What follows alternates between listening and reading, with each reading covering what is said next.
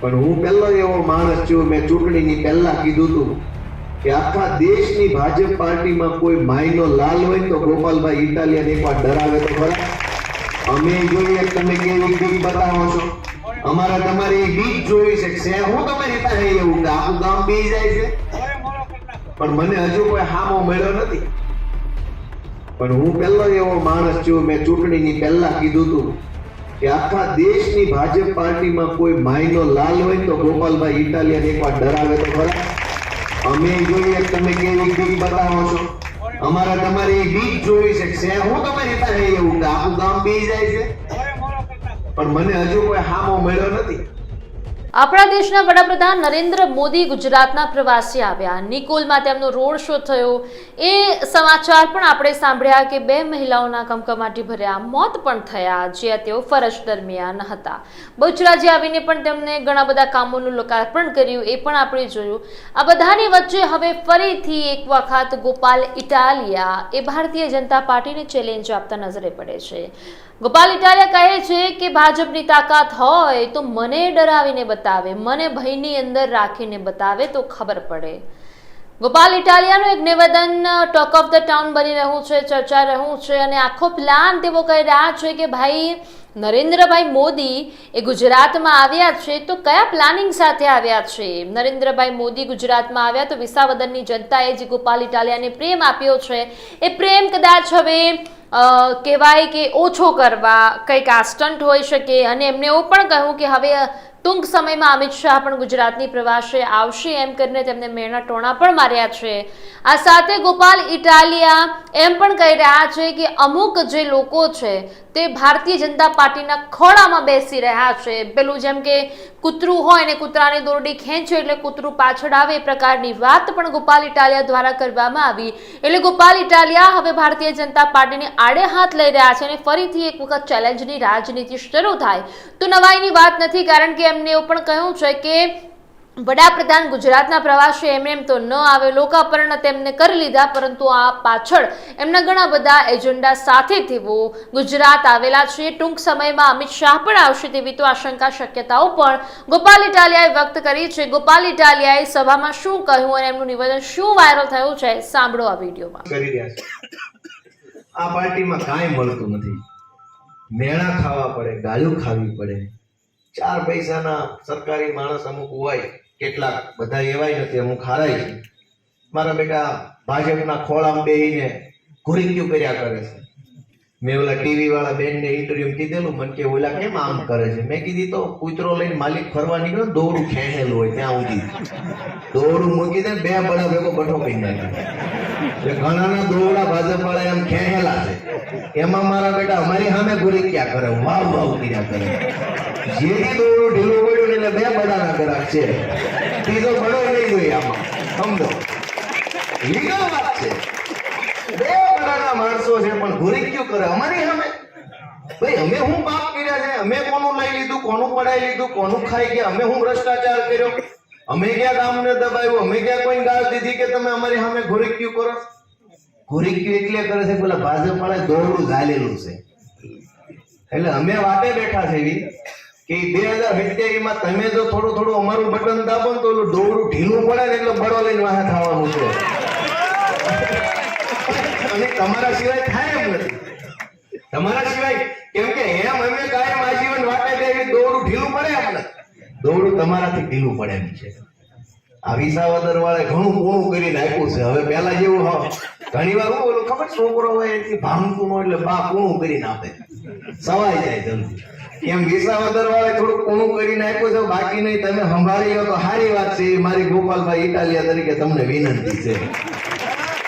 પેલા બહુ કડક હતું, સીધો હાથ ન થાય એમ નહોતું. પણ વિસાવદર તો વિસાવદર છે ભાઈ, ક્રાંતિની ધરતી છે. કોંગ્રેસની સરકારને બહુ અહંકાર આવ્યો અને ખેડૂતો પર ગોળીઓ ચલાવી, ખેડૂતોને બેમત મારવાનું કામ કર્યું. તે દિવસે પહેલી મશાલ વિસાવદરની જનતાએ જાલી હતી. તે દિવસે કોંગ્રેસની સરકાર પલટાણી અને વિસાવદરથી કેશુબાપા મુખ્યમંત્રી બન્યા. 30 વર્ષ સુધી ગુજરાત બન્યું, ત્યારથી લઈને 30 વર્ષ કોંગ્રેસની સરકાર આવી. કોંગ્રેસની સરકારને હવા ભરાઈ ગઈ, ગોળીઓ મારી, પરિવર્તન થયું, એ પરિવર્તન વિસાવદરથી થયું. પાછા 30 વર્ષ પૂરા થઈ ગયા છે, પાછી સરકારમાં હવા ભરાઈ ગઈ છે, પાછું બધું તાકડો વિસાવદરથી ચાલુ થયો છે. એટલે એ બધું ભગવાનનો સંકેત તમે સમજો. બધું વિસાવદરમાં પાછું 30 વર્ષ પૂરા થઈ ગયા, સરકારને હવા ભરાઈ ગઈ, વિસાવદરમાં ચૂંટણી આવી, હું જીતી ગયો. બધું છે કે નહીં? ભગવાનનો સંદેશ સમજો. હું મહાન નથી, હું મહાન હોતો તો કતારગામમાં જીતી જતો. ભગવાન મહાન છે. ભગવાને કંઈક વિચારી રાખ્યું છે, આને બરાબરના કાંઠે ચડાવવાનું વિચારેલું છે ભગવાને. એટલે તમે બધાય આવતી ચૂંટણીની અંદર કંઈક અમને આશીર્વાદ આપો. અમારી આખી ટીમ, મેં તમને કીધું, અમારી ટીમમાં તમે જો બધા સમાજના રાજુભાઈ સોલંકી, બ્રિજરાજભાઈ સોલંકી કેવડું મોટું કામ કરી રહ્યા છે, અત્યારે લડાઈ ચલાવી રહ્યા છે. બધા જ સમાજના યુવાનો, ભણેલા માણસો, ખરેખર જેને કંઈક ખબર પડતી હોય. હવે અભણ નેતા આવે શું થાય? જો હું તમને અધવચ્ચેથી વાત કહી દઉં એમ કે અમારી આ હિંમત છે, અમારી આ આવડત છે, અમારી આ દાનત છે, અમારી આ ધગશ છે.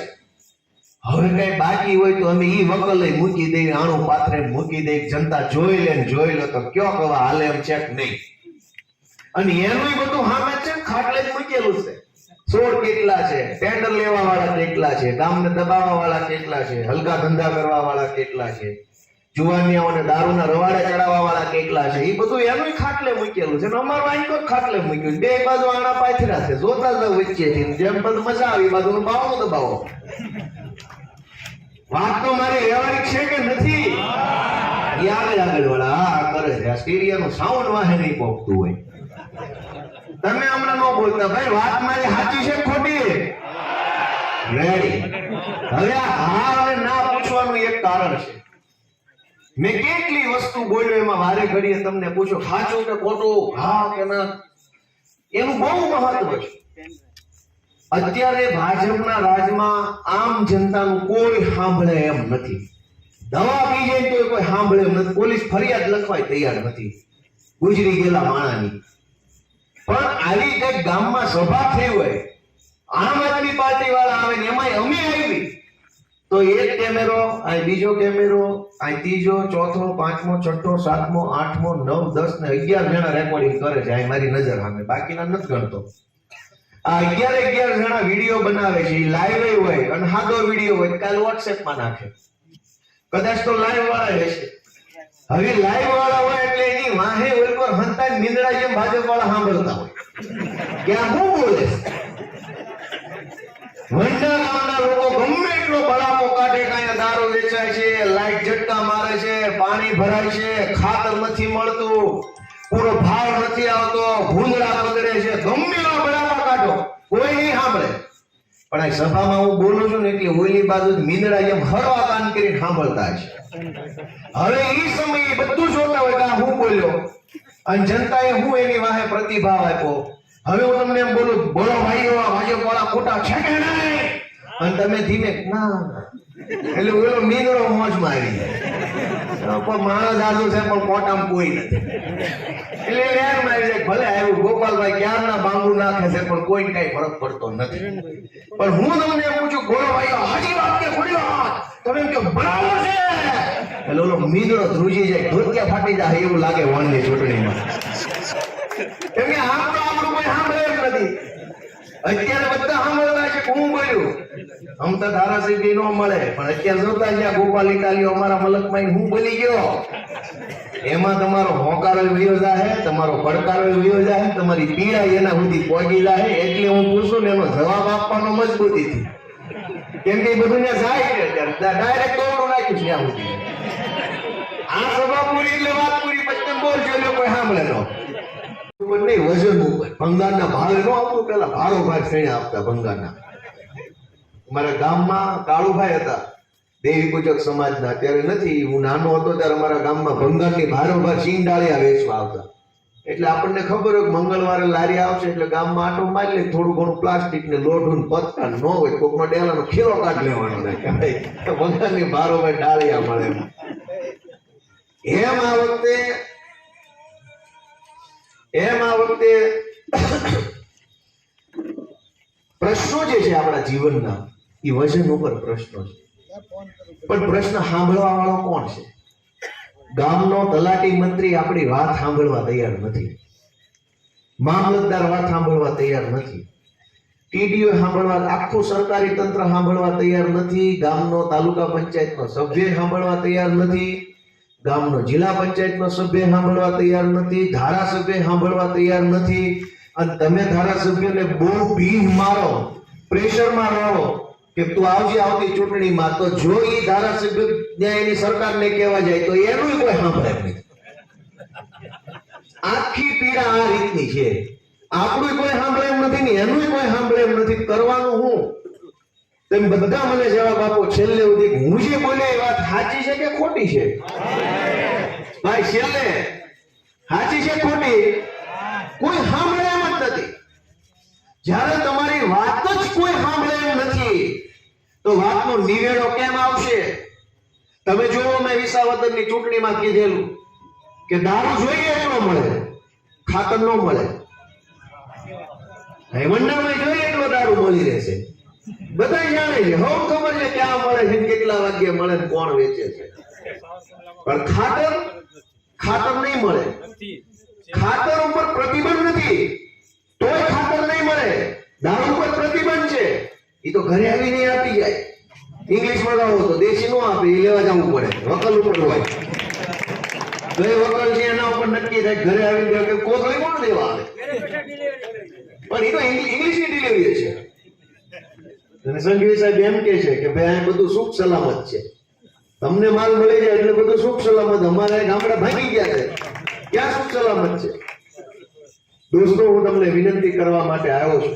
કરતા હતા એવા સમયે કોંગ્રેસ વાળા ભાજપના કાંડે બેહીને મને હરાવવા માટે સાયોના હોટલમાંથી રૂપિયા વેચતા હતા.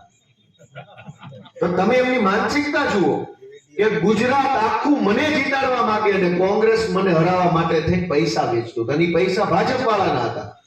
મેં લાઈવ વિડીયો કરી, લગભગ તમારી બધી વાત પહોંચી નથી પહોંચી? કેવા ધંધા કર્યા. પણ ભગવાનનો માથે હાથ પડી ગયો તો એ ચૂંટણીમાં અમારી ઉપર, એટલે અમારી લાજ રાખી લીધી. બધાએ ઘીના ઠામમાં ઘી પડી ગયું અને બધું ઠેકાણે પડી ગયું છે. એ વાતની રાજીપો અત્યારે આખા ગુજરાતને થઈ રહ્યો છે કે હારું જેવા જીતી ગયો. પણ મિત્રો, અહીંથી આગળ જવાનું છે. આપણી સમસ્યાઓનો પાર નથી. આપણે રહ્યા ગામડાના માણસ. આપણી પાસે વધુમાં વધુ બે વાત હોય, કાં ઘરની જમીન હોય, કાં કોકની ભાગવી રાખી હોય. સૌથી વધુ આપણે આપણી આ વ્યવસ્થા આરે જોડાણ. પછી કોકને પાનનો ગલ્લો હોય, કોક રિક્ષા આપે, કોક કપડા સીવે છે, કોક પાલદાઠી કરે છે. એ નાની નાની વાત થઈ. મોટો વિશાળ વર્ગ જે છે આપણો ગામડાઓનો, એમાંય કાઠિયાવાડનો, એ કા પોતાની ખેતી કરે છે કે કોકના ખેતરમાં, પણ મૂળ બધા ખેતી આરે જોડાણેલા આપણે માણસો છીએ. આપણે ગામડાના માણસો છીએ. આપણે ભોળા અને સહજ માણસો છીએ. પણ આજ આ ભાજપના રાજમાં આપણી ઇજ્જત શું?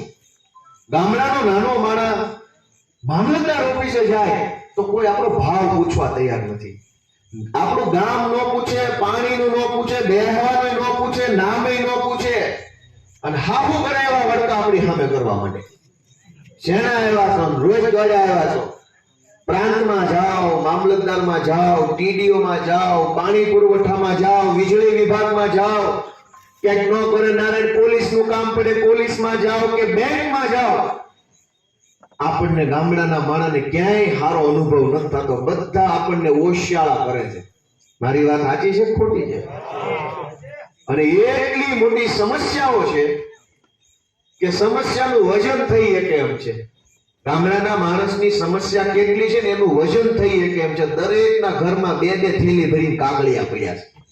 અને થેલીઓ લઈને ફર્યાસ કરે. અહીંયા અરજી આપું, અહીંયા અરજી આપું, પ્રાંતમાં આપું, મામલતદારમાં આપું, ટીડીઓ ના આપું તો કે અમારામાં નું આવે, ઓલામાં આવે, ઓલામાં કહે અમારામાં નું આવે, આનામાં આવે. છેલ્લે પછી એમ કેવું પડે કે આપણે જ કોઈનામ નથી આવતા અને કઈ માણસ નહીં આવતા હોય.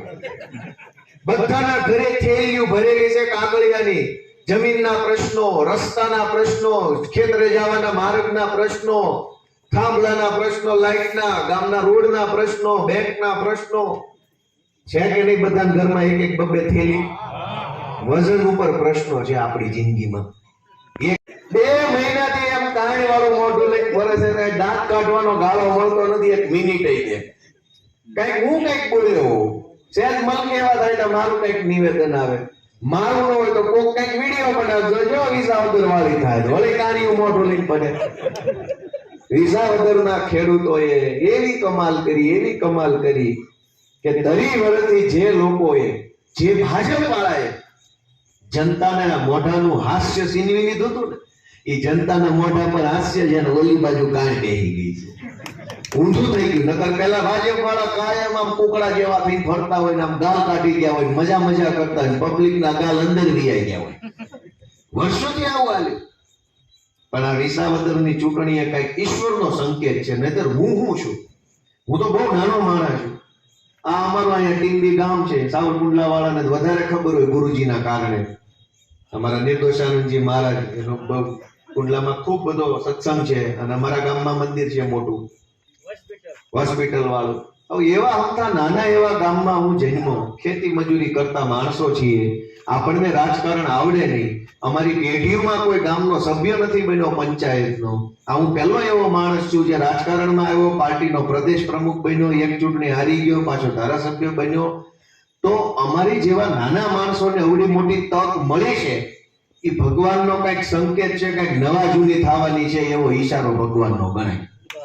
સરકાર બને ને આપણા બધાની પીડા ઓછી થાય એવું કામ અમારા હાથે થાય, અમને ભગવાન એના નિમિત્ત બનાવે, એની મહેનત અમારી છે. એટલે હજુ બહુ લાંબો રસ્તો છે. આ તો એક પહેલું પગથિયું ચડ્યા. પણ પહેલું પગથિયું ચડ્યા એનો હરખ કેવો છે? સામાન્ય સંજોગોમાં વિધાનસભાની ચૂંટણી પૂરી થાય અને કોઈ માણસ ધારાસભ્ય બની જાય તો પરિણામ પછી 2 કે 3 દિવસ સુધી બધો દેકારો રહે, ચોથા દિવસથી હવ કામે લાગે. આ મને પહેલું એવું સૌભાગ્ય મળ્યું છે કે મત ગણતરી પૂરી થઈ એના 2 મહિના પૂરા થઈ ગયા, ઉપર અઠવાડિયું વયું ગયું, તો એવો ને એવો હરખ આખા ગુજરાતમાં છે. લોકો ખુશ જ છે, નકરી મજા જ આવ્યા કરે છે, મજા વધતી જાય છે, નકરી મજા વધતી જાય છે. આવું શું કામ થાય છે? આવું એટલા માટે થાય છે કે હવે લોકોને એક આશા બંધાણી કે કાંઈક થાય, કાંઈક હવે થાય. એ આશા બંધાણી એટલે લોકો ખુશ થયા, લોકોનામાં હિંમત આવી બોલવાની એટલે લોકો ખુશ થયા, લોકોમાં આત્મવિશ્વાસ વધ્યો એટલે લોકો ખુશ થયા. આ વર્ષો સુધી ભાજપ પાર્ટીએ દાબ દબાણ અને દંડાથી સરકાર ચલાવી. દરેક માણસને દબાવી દેવાનો, દરેક માણસને ડરાવવાનો, અને જે ડરે નહીં, દબાય નહીં, એની ઉપર પોલીસનો દંડો મારવાનો, કેસ થાય, જેલમાં પૂરી દે, ખોટી રીતે હેરાન કરે, જેલમાં રાખે. દાબ દબાણ અને દંડાથી 30 વર્ષ સુધી સરકાર ચલાવી. અને જનતા ડરી ગઈ, જનતા દબાઈ ગઈ, જનતાને પોલીસની બીક લાગી એટલે જનતા ન બોલે. એ વાત તો સમજ્યા, ધારાસભ્ય દંડાના દબાણથી પક્ષ પલટો કરીને રવાના થવા લાગ્યા. જનતા તો બીકમાં ન બોલે. ધારાસભ્ય જે માણસ બની જાય એ પાછો બી જાય. હવે ધારાસભ્યો જો બીક ના માર્યા પક્ષ પલટા કરી લેતા હોય તો જનતાને તો બીક લાગે જ ને, વ્યવહારિક વાત છે. પણ હું પહેલો એવો માણસ છું, મેં ચૂંટણીની પહેલા કીધું હતું કે આખા દેશની ભાજપ પાર્ટીમાં કોઈ માયનો લાલ હોય તો ગોપાલભાઈ ઇટાલિયન એકવાર ડરાવે તો ખરા. અમે જોઈએ તમે કેવી બીક બતાવો છો, અમારા તમારી બીક જોઈ છે. હું તમારી પાસે એવું કે આખું ગામ બી જાય છે, પણ મને હજુ કોઈ હામો મળ્યો નથી. મેં કેટલી વાર કીધું છે, તમે સાંભળ્યું છે કે આવો બીવડાવો, ધારાસભ્ય બનાવી દીધો વિસાવદર. હું જો કેવી બીક લઈને ફરો, તમારા કોથળામાં છે હું કાંઈ છે નહીં, કોરે કોરા છે. પણ મારા બેટાનું હાલી ગયું હતું અત્યાર સુધી, એમ ના હાલી ગયું હતું, હાલતું હતું. જેવો હામો કાળ લઈને પાણો આવ્યો, લઈ લ્યો કાંઈ આવ્યો એવા મોટા લઈને 2 મહિનાથી ફરજ ભાજપ વાળા. કાલે તો મોદી સાથે આવવું પડ્યું, કાંઈ હોક ભાંગવા. કાલે હોક ભાંગવા આવ્યા હતા, કેમ કે 2 મહિના થઈ ગયા. હજુ એકવાર અમિત શાહ આવશે, લગભગ દશામ ભેળવવા હાટવા બધા, કેમ કે ધંધા એવા કર્યા છે. કેમ વાત કાઢો છો?